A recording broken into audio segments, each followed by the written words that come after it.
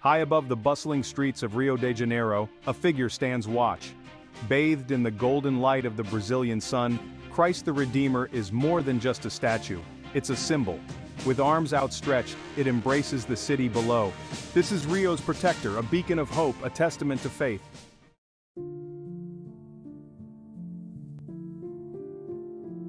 For millions around the world, Christ the Redeemer is their first glimpse of Brazil. Tourists flock from every corner of the globe to stand in its shadow. They come to marvel at its size, its artistry, its sheer presence. But this iconic landmark is more than just a pretty face. It has a story to tell. Join us now as we journey to the top of Corcovado Mountain.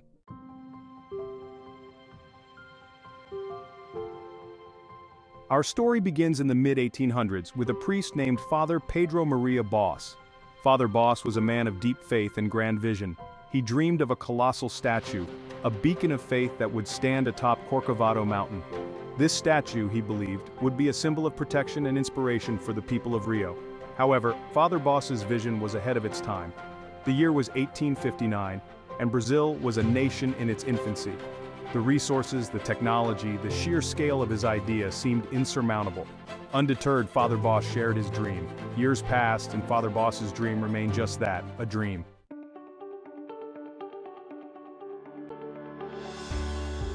Fast forward to the 1920s. Brazil was eager to establish itself on the world stage. Nationalism was on the rise, and the search for a symbol that would embody the spirit of Brazil was in full swing. Father Boss's long-forgotten dream resurfaced, capturing the imagination of a nation. A competition was launched, inviting artists and engineers to submit their designs. Among the contenders were Heitor da Silva Costa, a brilliant engineer, and Carlos Oswald, a gifted artist.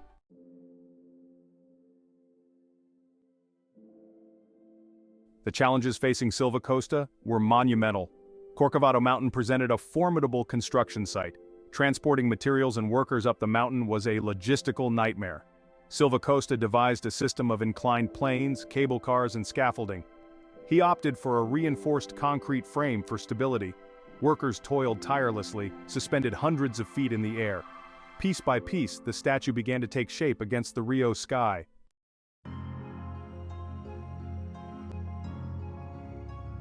While Silva Costa tackled the engineering feats in Brazil, across the Atlantic, a renowned French sculptor was about to leave his mark on the project. His name was Paul Landowski, and he was tasked with translating Oswald's design into a breathtaking reality. Landowski began by sculpting a smaller-scale model of Christ the Redeemer. Meticulously, he molded the clay, capturing the serene expression, the outstretched arms, the flowing robes. He collaborated closely with engineers to ensure structural soundness. Together, they devised a plan to create the statue in sections.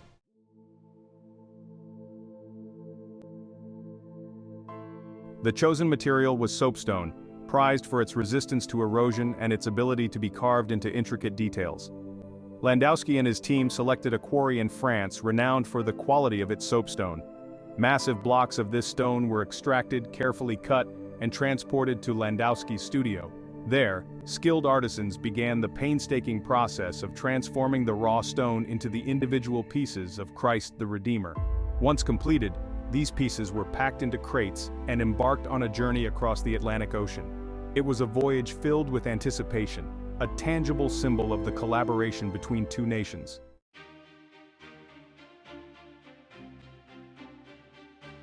The arrival of the crates in Rio de Janeiro was a cause for celebration. The city buzzed with excitement as the pieces of their future icon were transported to the foot of Corcovado Mountain. Silva Costa's system of inclined planes and cable cars proved its worth. Piece by piece, the soapstone sections of Christ the Redeemer began their slow ascent up the mountainside. High above the city, a team of skilled workers labored tirelessly. With each passing day, Christ the Redeemer grew taller, his outstretched arms slowly reaching out towards the city.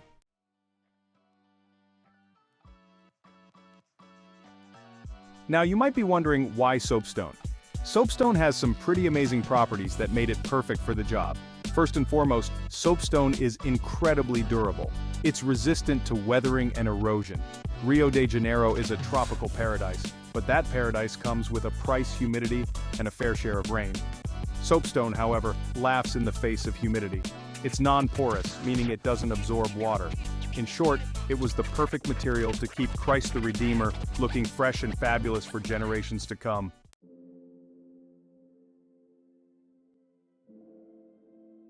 The soapstone wasn't just used in large slabs.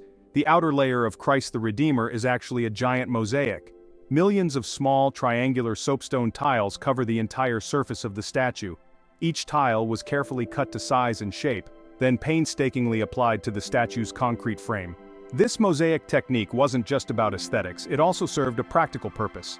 The small tiles allowed for slight movements in the statue's structure due to temperature changes and wind. The sunlight reflecting off these millions of tiny tiles creates a shimmering, ethereal effect.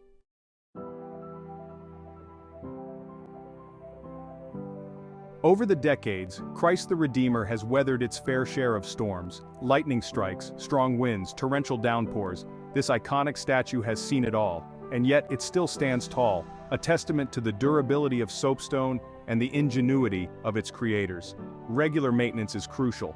Every few years, a team of specialists scales the statue to inspect the soapstone tiles, replace any damaged pieces, and give the entire surface a thorough cleaning. And so, Christ the Redeemer stands watch over Rio, its soapstone skin gleaming under the Brazilian sun.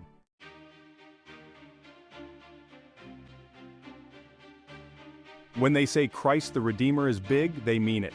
This statue is a certified giant, standing tall at a whopping 98 feet. Add in the pedestal and you're looking at a total height of 125 feet. But it's not just the height, it's the wingspan too. Those outstretched arms measure a jaw-dropping 92 feet across. Whether you're strolling along Copacabana Beach, hiking in the Tijuca Forest, or soaring high above in a helicopter, Christ the Redeemer dominates the skyline.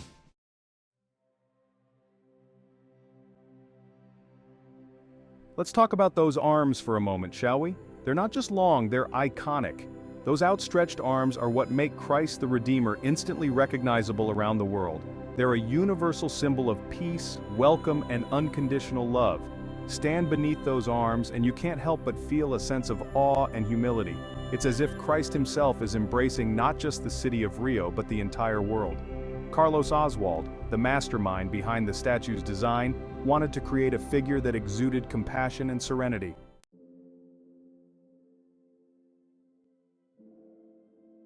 But here's the thing about Christ the Redeemer. It's more than just measurements and materials. It's about the feeling you get when you stand before it. It's about the way the sunlight seems to dance across its soapstone surface. It's about the breathtaking views of Rio de Janeiro spread out below like a colorful tapestry. Christ the Redeemer is a symbol of hope, a testament to faith, and a celebration of human ingenuity. It's a reminder that even in a world often filled with darkness, there's always light to be found.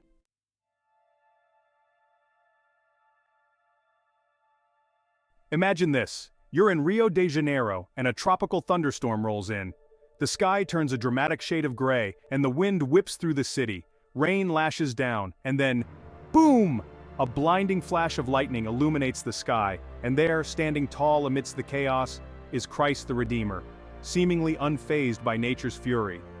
Christ the Redeemer, with its outstretched arms reaching towards the heavens, is a prime target for those bolts of electrical energy. Over the years, Christ the Redeemer has been struck by lightning countless times, each strike a reminder of the raw power of nature.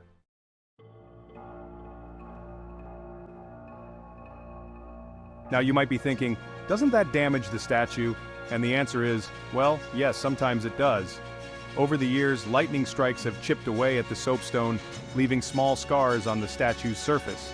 In some cases, the damage has been more significant, requiring restoration work to repair the fingers, the head, and other parts of the statue.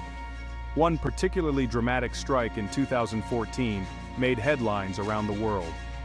Thankfully, the damage was repairable, and a team of skilled artisans meticulously restored the statue to its former glory. Even back in the 1930s, they installed a system of lightning rods on the statue's head and arms to minimize the risk of damage.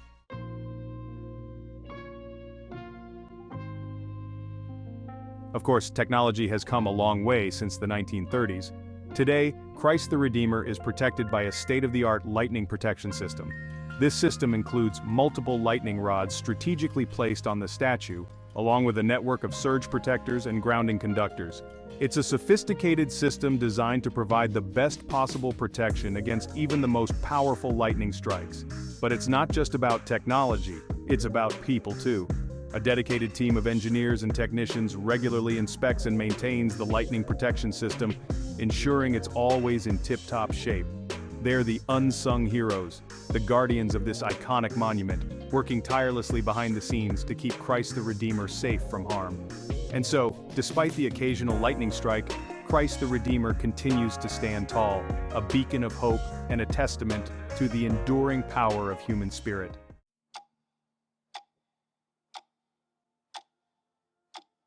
While the towering figure of Christ the Redeemer draws all eyes upwards, there's a hidden gem nestled at its base that often gets overlooked. Tucked away beneath the statue's massive pedestal, you'll find a small, serene chapel. This intimate sanctuary, dedicated to Our Lady of Aparecida, the patron saint of Brazil, offers a moment of quiet reflection amidst the bustling crowds. Imagine this: you've just ascended to the top of Corcovado Mountain. You've marveled at the breathtaking views, snapped a few selfies with Christ the Redeemer, and soaked in the vibrant energy of the place. Now, you descend a short flight of stairs, and suddenly, the noise and crowds fade away. You step inside the chapel, and a sense of tranquility washes over you.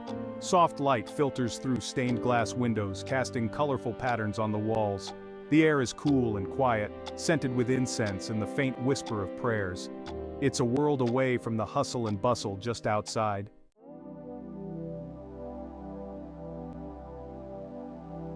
The chapel at the base of Christ the Redeemer isn't just any place of worship. It holds a special significance for Brazilians. It's dedicated to Our Lady of Aparecida, a figure of immense importance in Brazilian Catholicism. Her story, a fascinating blend of faith and folklore, dates back to the 18th century, when a small, broken statue of the Virgin Mary was miraculously caught in a fisherman's net. This statue, now known as Our Lady of Aparecida, became a symbol of hope and divine intervention, attracting pilgrims from far and wide. Today, she's revered as the protector of Brazil, and her image can be found in homes, churches, and even on dashboards across the country. The chapel at Christ the Redeemer serves as a constant reminder of Aparecida's presence and her importance in the lives of Brazilians. It's a place where people come to offer prayers, light candles, and seek solace in her loving embrace. Weddings, baptisms, and other religious ceremonies are often held here, adding to the chapel's sacred atmosphere.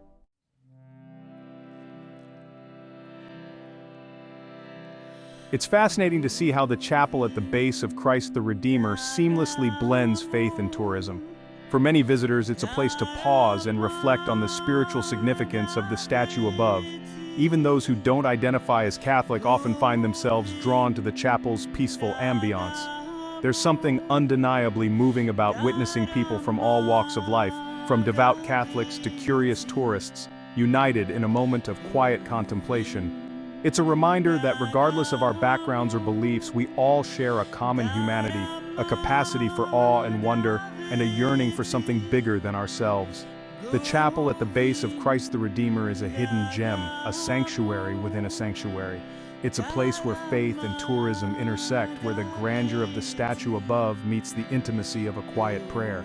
It's a reminder that even amidst the crowds and the chaos, there's always a place for peace, reflection, and a connection to something greater than ourselves.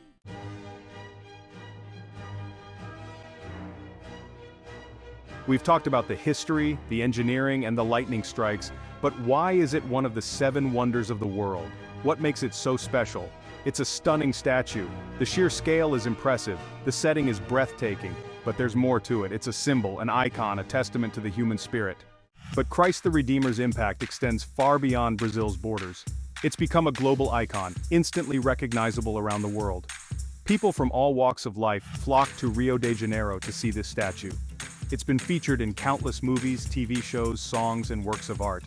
There's something about Christ the Redeemer's message of peace, hope, and welcome that resonates deeply. Christ the Redeemer represents the best of humanity, our creativity, resilience, and belief in a brighter future.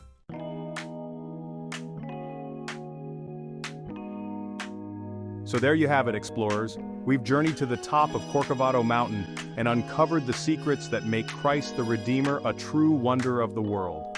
But our journey through the 7 wonders of the world is just beginning. Stay curious, keep exploring, and join us next time. Don't forget to subscribe and hit that notification bell.